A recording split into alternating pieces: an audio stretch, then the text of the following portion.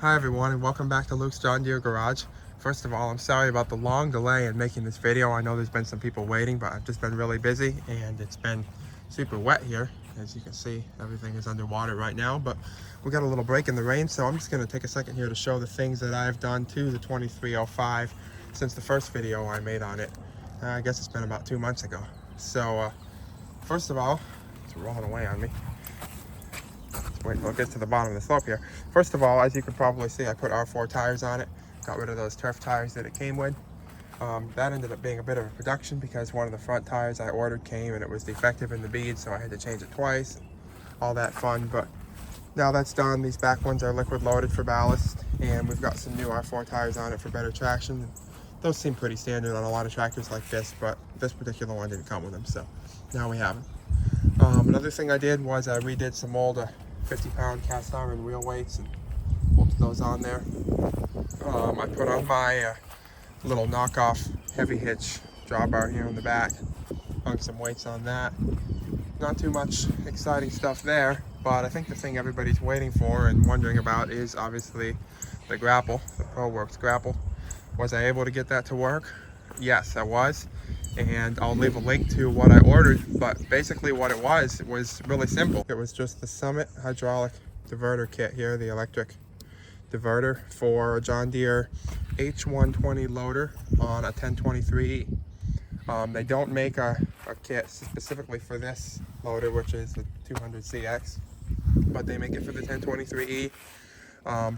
I've seen some people mention that they were able to use it on different loaders, but nothing definite. But yes, you definitely can use that kit on this loader. I don't think I had to change anything except for the way some of the hoses were routed. Some of this is a little bit different. These hoses were all plenty long. I'm trying to think if I had to change anything. I don't think I needed any adapters or anything like that. I think some of these might be in a different place. Like some of these hoses may have originally been these, and so they would come down instead of straight out like that. But as you can see, that's not a problem. These are a little too long, but I just have them zip tied there, so they're not a problem. These adapters all worked perfectly. I don't think there's anything here that didn't work, so I was very pleased with that. One modification I did have to make was mounting this little handle here on the control joystick. This loader originally, or this tractor, this valve, just had a little rubber cap that just pushed onto the end of this rod here, kind of like the older John Deere's, and not a threaded portion of this here. So I was not able to find an easy way to attach this because the insert of this is threaded for the John Deere 1 Series. So I actually just cut some off of this rod and welded a bolt here with the head cut off with the appropriate thread there and painted it and grinded it, and I don't think you'd ever really notice that wasn't original. So now the end of that stick is threaded. Here's the electric diverter. There's some wires that run to the battery, and we've got the third function now that goes up to here, and it's connected to the Grapple, which has long hoses, but it came with them. And I'll show you that all that works perfectly. Here's our regular loader operation here. And then here's our curl. And if we squeeze this trigger for the third function, you can see the Grapple is opening and closing. So that really works great. It's really handy.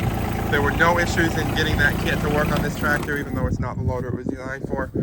This 200CX loader is pretty similar looking to the newer one. It's got all the, this cast part is curved and this is curved. I'm not sure how well this would work on an older loader like the 210 loader or the 410 loader. Some of them that have the square design. I'd like to try it on one of those eventually, but on this loader it seems to work with no problem. We were able to get the Grapple working, so hopefully that's some helpful documentation for people that are wondering if you can put a diverter kit on John Deere 2305 and maybe even 2210 for that matter. But yeah, it works great. The tractor hasn't given me any issues so far, so it's at 445 hours, and just thought I'd provide that little update to people that are following along. So that's part 2 of the John Deere 2305. Thanks for watching, and subscribe for more John Deere stuff coming soon, hopefully sooner than 2 months. See you later.